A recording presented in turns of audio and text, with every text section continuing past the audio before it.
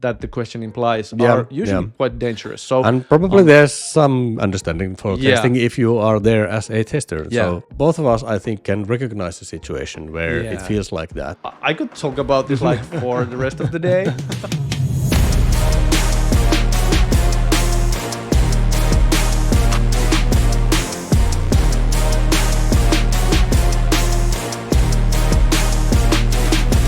So the question of the day. Yeah, the question of the day is, why is my organization against software testing? Why is my organization against software testing? Yeah. Wow. But there's more. There's more? There's more. Is there a second question or something like that? Can I do anything about it? Can I do anything about it? Anything about it, awesome. Hello everybody and welcome to the TestguruTV. This is a show, this is a weekly show about mental health in software industry because everybody is just so much happier when software works. Oh my god! Wow! The dude sitting next to me, the ultimate mental health worker of software industry, Jani, Tuna, Haikala. Hello. And here next to me is Antti Niittyviita, a tireless testing advocate, a trainer, a public speaker, and an author. Welcome to the show. Welcome. So the question was, why is my organization against software testing and what can I do about it? Exactly.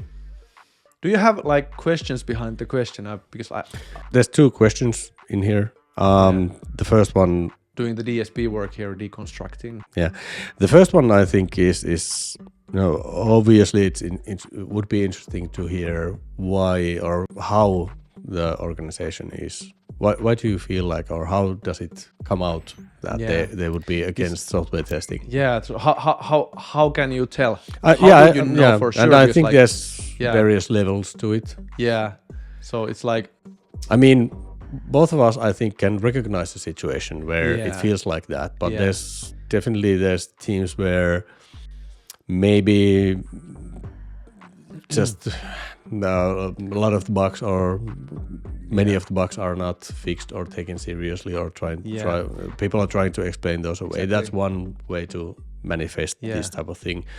Then there's teams that are more openly against testing. I think like there are a few biases inside the question, like building the question. One of them is like the question implies that the organization, as in general, the question implies that the organization truly is against testing. I'm not sure if the whole organization is against testing, and I'm not sure if it's all the time against testing. So it's like the generalizations that the question implies are usually quite dangerous. So and probably there's some understanding for testing if you are there as a tester. So that's true. Yeah. So it's like not the whole organization, probably not all the time. So what are the situations and how is it visible to you? How does it like appear to you? How do you know? Specifically, tell me the situation. How do you know that the organization is against testing? I think that's a big question, because those moments in time, those are like, I call them the moments of truth, are the ones when you observe something, in discussions or whatever it is that this means to me that the organization is against testing. So when you observe those situations, then comes the questions, what can I do to reframe that discussion? What can I do to make an impact? What can I do to influence the people who are joining the discussion? Because that's the only way to identify the situation when it seems like the organization is against, and then default into seeing and figuring out, I'm really interested, what could I do to influence for the better? Not maybe change around the whole ship, but few millimeter shifts every now and then will build a different kind of an atmosphere of testing, I would say. Yeah, that's a good point. Hey, a commercial break. In September, we are going to do the first one ever Test Guru Challenge. It's going to be 3 days or 3 nights to be specific of live stream seminars from our studio to your home about hot topics of software testing. And best of all, this is a free event. So navigate yourself to prove.guru/challenge, register there and invite your friends by sharing the link with them too, because it's going to sell out. We only have 1,000 seats for you guys, so please don't hesitate to join. Prove.guru/challenge. Then the second question, can I do anything about it? Obviously would require for us to know a bit of the background, but are there like some generalizations that we could assume and sort of take it from there? I think there are. I hear yet again in the question a generalization. Can I do anything about it? So it's almost sounds like the asker has given up. I've tried everything. So it's like lots of generalization there inside the question. I would say. So the first thing is to like really like zoom out, sit back, and like investigate your mind, because like, are there more generalizations in your life and in your mind at the moment?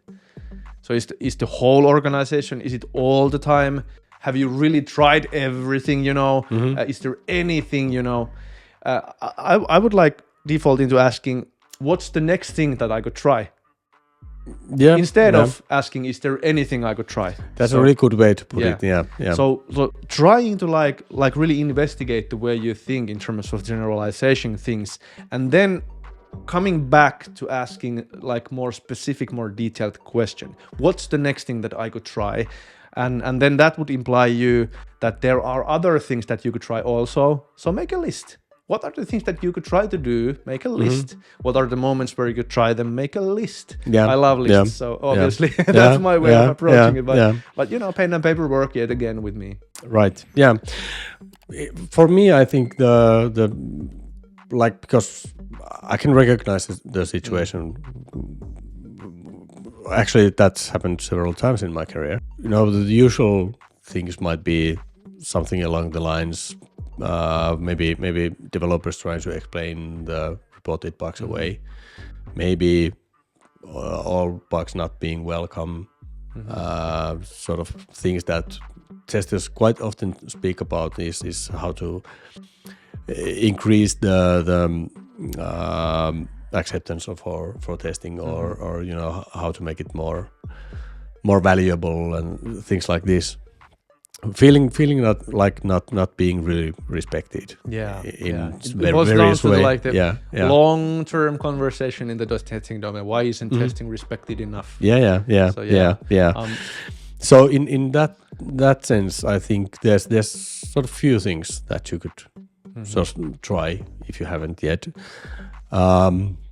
Obviously, one being about the psychology of testing in general. You are criticizing other people's work. That's true. And so sort of how do you bring those things up? Is one question that you might ask yourself. And then also just, you know, making it known in the team if there's any negative attitudes towards testing. So somehow trying to get people to understand that we're doing an excellent product together, and me as a tester, I'm helping you in that. So sort of understanding that it's not developers against testers, but instead you're doing something together.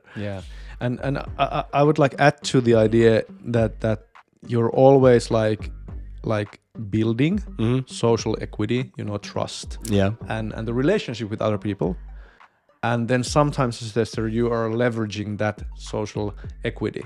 So basically, you gotta make friends with the team. You gotta make friends with the management before you need to use that friendship in making those changes and bringing up those bad news. So a lot of testers like they feel like they're just like engineering and stuff like that, and I'm not that kind of a person and stuff. But testing is always, it's improving things through other people. So you have to influence other people to make better decisions, fixing things, and you know, so testing is about influence. Testing is about improving things through other people, and that's why, because testing is an influencer profession, you gotta build that trust and relationship so that you can influence the people when you need to. So it's always make friends with others first. And then there's also the question of how can I help? As a tester, how can I help the developer to understand this bug, to fix this bug. Sort of also sort of taking that attitude towards your work. And is there something that I could take away from your desk, you know, from your action points and stuff like that? So you could investigate this book. Yeah, I pleasure to do that. So obviously, like bringing value to others, like more than bad news. So if you can like pull that off, that's going to impact the value of testing and respect for testers, and the whole attitude of the organization in the end. But it's not a fast process though. It's going to take some time, patience, and grit. Anything else that comes to your mind? I